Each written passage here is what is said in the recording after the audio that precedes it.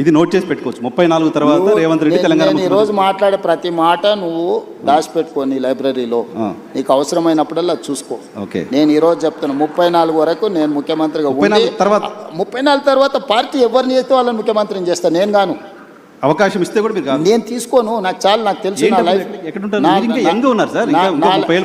జాతి దేశం చాలా విశాలంగా ఉంది. దేశానికి కూడా సేవలు అందిస్తా.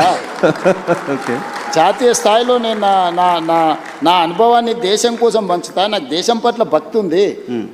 నేను ముందే మన మోడీ గారి ముందర చెప్పిన పైలా దేశ్ దూసరా జనతా తీసరా దల్ అంటే మొదట దేశము, తర్వాత ప్రజలు, తర్వాత పార్టీ, తర్వాత నేను.